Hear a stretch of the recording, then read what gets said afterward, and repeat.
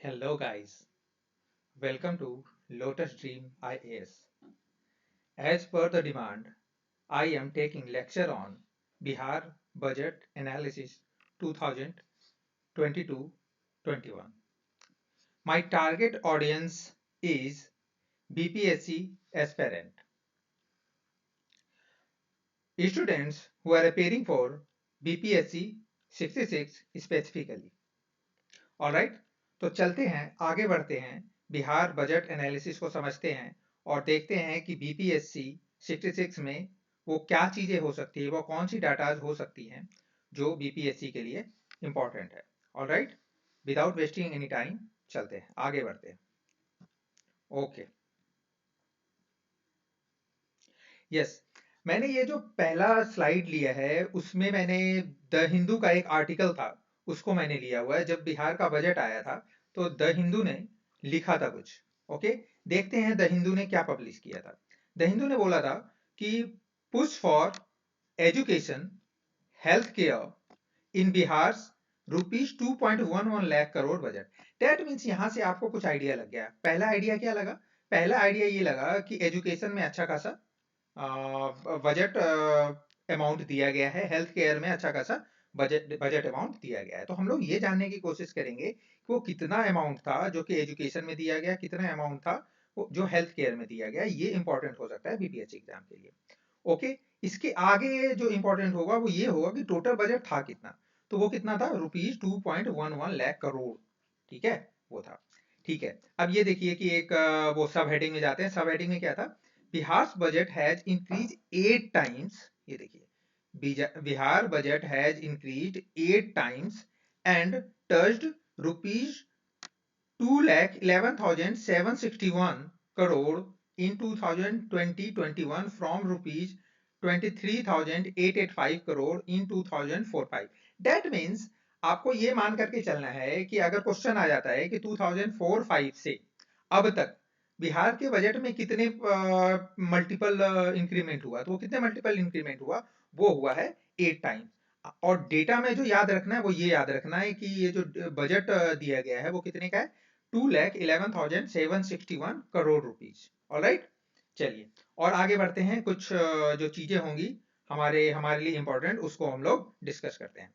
Alright, चलिए, Nitish Kumar government, all right, वही सारी चीजें हैं। ओके, तो जो जो इंपॉर्टेंट चीजें हैं ना, ओके, तो मैं उसको बस डिस्कस करते चला जा रहा हूँ। ऑलराइट, देखिए, ओके, ये देखिए, ये बजट अगर था तो कौन सा वाला बजट था? ये देखिए, ये कौन सा था? 11th बजट था। ओके, अगर पूछ लिया जाए कि इस बार का बजट कौन सा बजट था, तो ये था 11th बजट। ऑलराइट, ओके, मैं बस वो सारी चीजें बता रहा हूँ आपको जो बीपीएससी के लिए इंपॉर्टेंट हो सकता है। ऑलराइट, आगे बढ़ते हैं। The state government has made highest allocation. ये देखिए, हाईएस्ट एलोकेशन किस चीज में दिखाया गया है? ये है 35,191 करोड़ टू एजुकेशन। ओके, कितना करोड़ दिया गया एजुकेशन के लिए? वो आप देख सकते हो कि 35,001, कितना था? 35,191, ठीक है, करोड़। ऑलराइट, एजुकेशन डिपार्टमेंट में दिया गया है इतना। ऑलराइट, अब देखते हैं कि 17,345 करोड़ वो किस में दिया गया है? Allocated for road building and 10,937 crore वो किसके लिए दिया गया? वो हेल्थ केयर के लिए दिया गया है।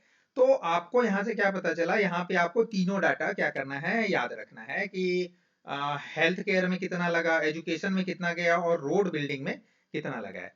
तो ध्यान देने वाली बात यह है कि सबसे ज्यादा जो एलोकेट करा गया है इस बार के बजट में वो एजुकेशन में करा गया है। That is 35,191 crore rupees.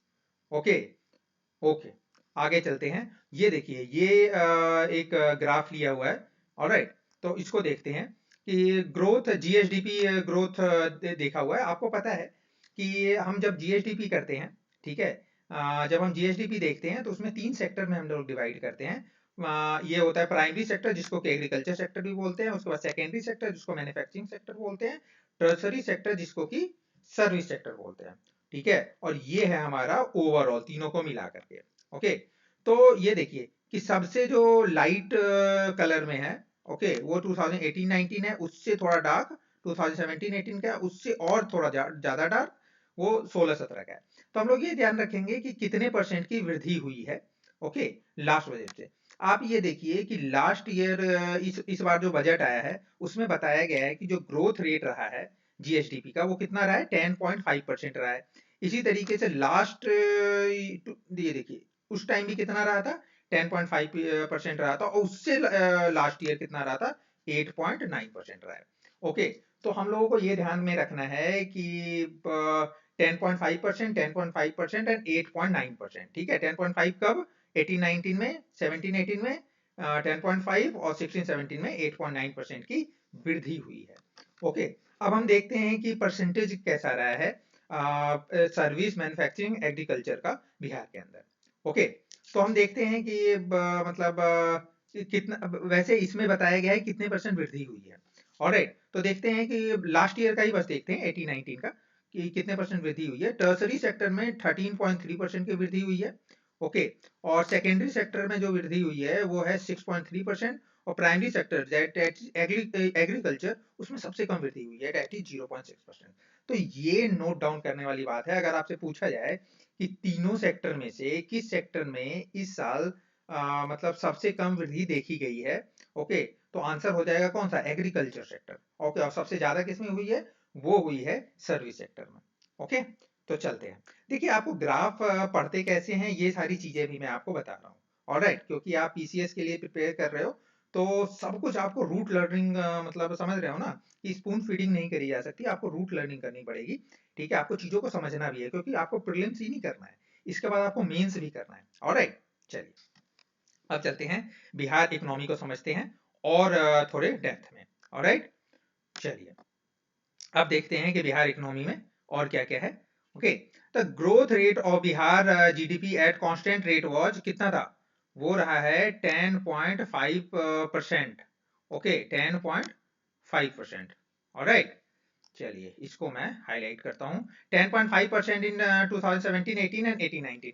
देखिए अभी अभी हम लोगों ने डिस्कस कर लिया था, जो वृद्धि रेट कितनी थी, 10.5% थी, वो ऑलरेडी हम लोगों ने देख लिया। जो कि ग्रोथ रेट ऑफ कंट्री से क्या है, हाई है, higher than the GDP growth rate of the country. Okay, ये मानने वाली बात है। ओके, बिहार की जो वृद्धि रेट रही है वो ओवरऑल इंडिया की वृद्धि रेट से क्या रही है, ज्यादा रही है। ओके, सेक्टर्स की बात करते हैं। तीनों सेक्टर के बारे में हम लोगों ने डिस्कस कर लिया था, कौन कौन सा सेक्टर होता है। ये प्राइमरी सेक्टर जिसको एग्रीकल्चर बोलते हैं, सेकेंडरी सेक्टर मैन्युफैक्चरिंग बोलते हैं, टर्सरी सेक्टर सर्विस को बोलते हैं। ओके, और देखते हैं कंट्रीब्यूशन कितना है। कंट्रीब्यूशन है प्राइमरी सेक्टर का 20%, सेकेंडरी सेक्टर का 19% एंड टर्सरी सेक्टर का कितना है, 61% है। ओके, और कितने परसेंट गिरू हुआ है अभी अभी ग्राफ में देख लिया था। Agriculture 0.6%, manufacturing 6.3% and service sector 13.3% respectively, अभी अभी ग्राफ में देख लिया था हम लोगों ने। ओके, पर कैपिटा जीएसडीपी की बात करते हैं। पर capita GSDP of Bihar in 2018-19 at constant price was कितना था, ₹33,629। देखिए ये जो मतलब जो डेटा मैं बता रहा हूँ ना वो आपको याद रखना है। ये आपको पर कैपिटा जीएसडीपी कितनी है, मतलब बिहार की, वो आपको याद रखना है, वो कितनी है, 33,629, जो कि 9% higher than the corresponding figure in 2017-18, मतलब पहले से ज्यादा रही है। Okay, in 2017-18 the per capita GSDP of Bihar was lowest among all state. तो आपको ये भी ध्यान रखना है पर कैपिटा जीएसडीपी कितनी रही है, 33.629, जबकि ये 9% ज्यादा है पिछले साल से, फिर भी बिहार का क्या रहा है, रैंक सबसे लोएस्ट रहा है। ओके, इस चीज को ध्यान रखने वाली बात है। अब चलते हैं अनएम्प्लॉयमेंट की बात करते हैं कि अनएम्प्लॉयमेंट पीएलएफएस सर्वे के अकॉर्डिंग, उसको पीरियोडिक लेबर फोर्स सर्वे बोलते हैं, उसके अकॉर्डिंग जो अनएम्प्लॉयमेंट रेट रहा है बिहार में वो कितना रहा है, 7.2% रहा है। कितना रहा है, 7.2%, जो कि हाइयर है इंडिया लेवल पे, और इंडिया का कितना है, इंडिया का 6.1% है। ओके, अनएम्प्लॉयमेंट रेट बिहार में इंडिया लेवल से ज्यादा है। बिहार में कितना है, 7.2%, और इंडिया में कितना है, 6.1%। किसके अकॉर्डिंग बात कर रहे हैं हम लोग बात कर रहे हैं पीएलएफएस सर्वे के अकॉर्डिंग। ऑलराइट, आगे चलते हैं। ये देखिए आपको ये जो टेबल नजर आएगा ना, आपको लगेगा कि इसमें क्या क्या पढ़े। ओके, जो जो पढ़ना है ना उसको ऑलरेडी मैंने ग्रीन में, ठीक है ना, हाईलाइट कर दिया है। ओके, तो अब देखते हैं कि क्या क्या पढ़ना है। आपको दिख रहा होगा यहाँ पे कि टेबल वन वो किसके बारे में, बजट 2020-21 की फिगर्स इन रुपीस करोड़। देखो ये जो जितने भी पॉइंट्स आपको लिखे हुए हैं ना, ये फिगर्स, उसको आपको करोड़ में लेकर के चलना है। ओके, तो आप, मैं बस इतना बता देता हूँ, यहाँ पे बहुत सारे फिगर्स हैं, लेकिन आपको ध्यान क्या रखना है, ठीक है, क्योंकि मैं स्पेसिफिकली ये बीपीएससी 66 के लिए बता रहा हूँ, तो मैं आपको बता रहा हूँ क्या आपको ध्यान में रखना है। ओके, अभी मैं ज्यादा डिटेल में नहीं जा रहा हूँ, बिल्कुल क्विक बता रहा हूँ आपको कि क्या क्या आपको पता होना चाहिए। ऑलराइट, देखते हैं। आपको पता होना चाहिए टोटल एक्सपेंडिचर कितना रहा है। टोटल एक्सपेंडिचर कितना रहा है? 2,11,761। ओके, वो आपने ऑलरेडी देखा था कि जब हिंदू वाला, द हिंदू वाला जो मैंने दिखाया था आपको, ठीक है, उसमें 2,11,761 था। ठीक है, इतना कितना है, करोड़ में है ये। ठीक है, उसके बाद हम एक्सपेंडिचर के बाद हम बात करेंगे रेसिप्ट की।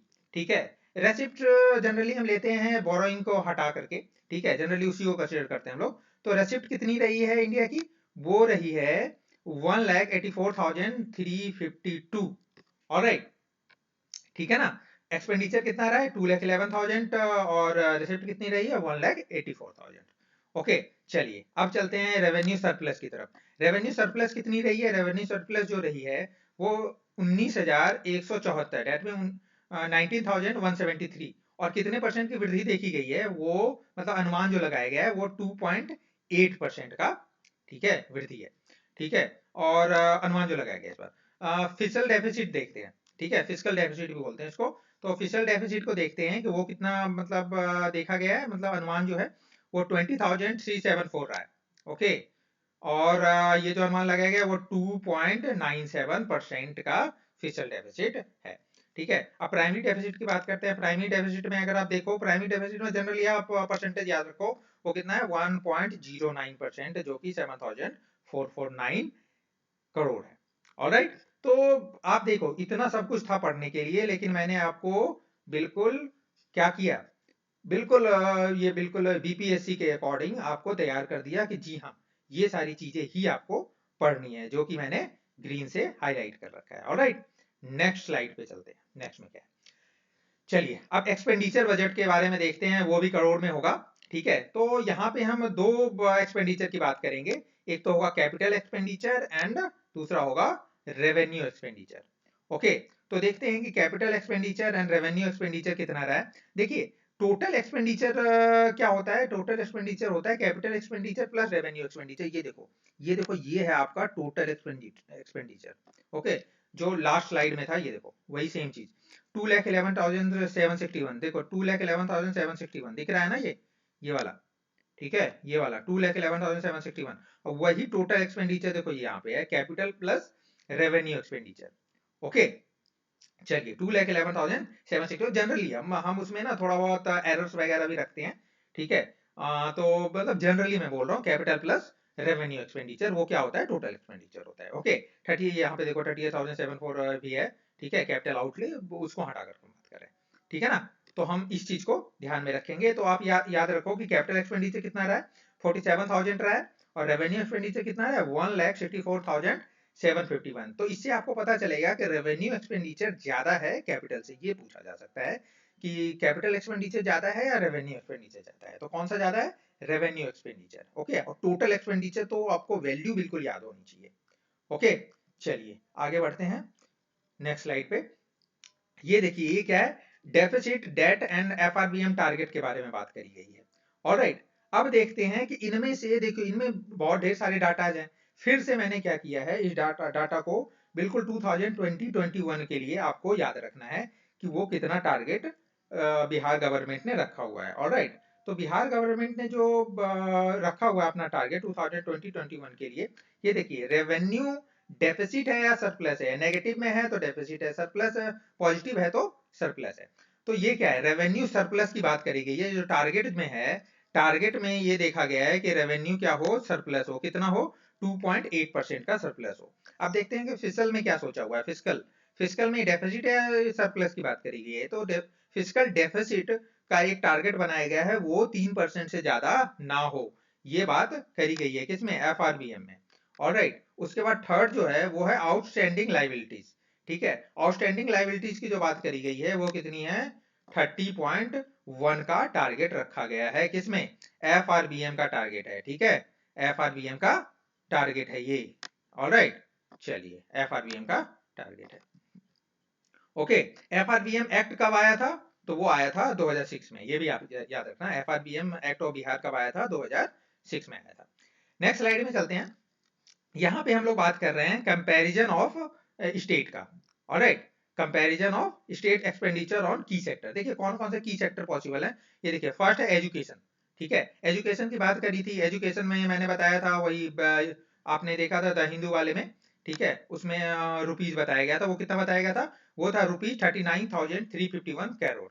ओके, और वो कितना रहा है? वो हाईएस्ट जो बजट में कंट्रीब्यूट किया गया था, एलोकेट करा गया था, वो कितना किया गया?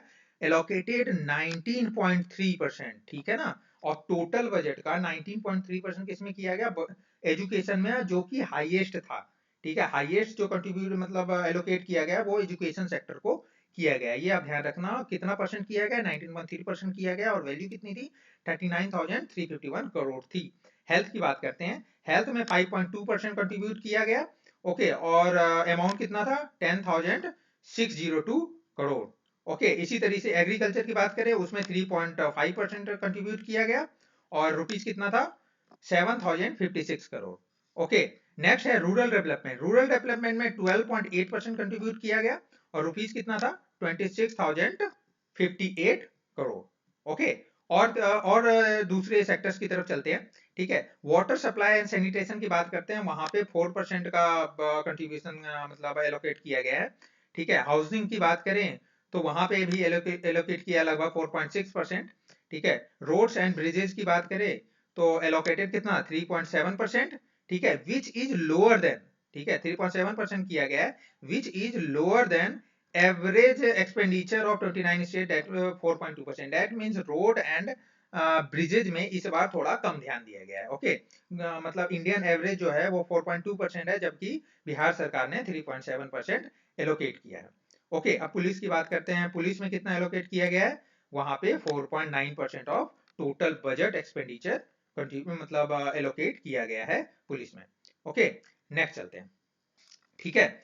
ये देखते हैं कि recommendation of 15th finance commission की बात करेंगे, ठीक है, कि 15th फाइनेंस कमीशन ने क्या रिकमेंड किया हुआ था, ठीक है।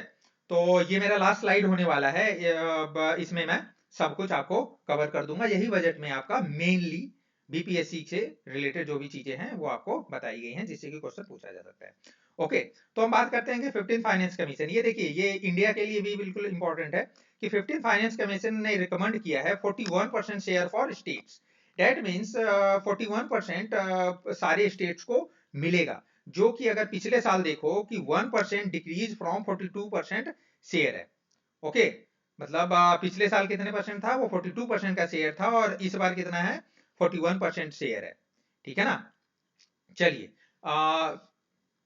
अब बात करते हैं कि मतलब ये जो 1% डिक्रीज हुआ है वो किसकी वजह से हुआ है? 1% डिक्रीज जो हुआ है वो हुआ है कि union territory of Jammu and Kashmir and Ladakh के बनने के कारण, ठीक है ना, ऐसा कुछ 1% डिक्रीज किया गया है।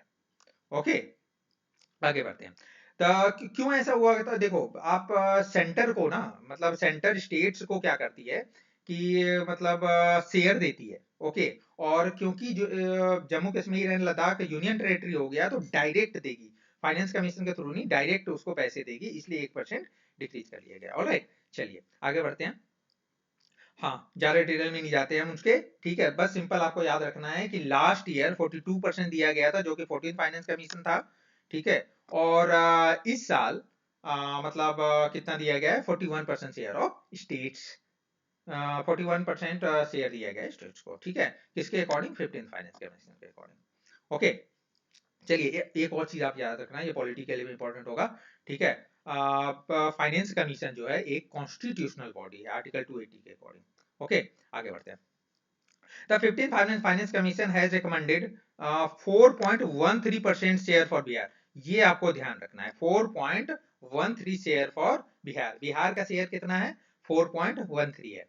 ओके, चलिए, और अगर मैं बात करूं कि मतलब पिछले साल से 14th मतलब फाइनेंस कमीशन से, ठीक है, 15th फाइनेंस कमीशन में बात करूं कि या तो इंक्रीज हुआ है या डिक्रीज हुआ है, तो इस साल जो हुआ है वो इंक्रीज हुआ है। कितने परसेंट का? 2% का इंक्रीज देखा गया है इस साल। दैट मीन्स अब क्या है कि पिछले साल के अकॉर्डिंग, यानी पिछले 5 साल के अकॉर्डिंग अगर बात करें, इस साल बिहार सरकार को ज्यादा पैसे मिलने की उम्मीद है। ऑलराइट, तो ये रहा आपका बिहार बजट के बारे में। आई होप ये आपको लेक्चर पसंद आया होगा। अगर ये आपको पसंद आता है, please like, share and subscribe और बने रहिए अपने इस चैनल के साथ। Thank you so much, take care, bye bye.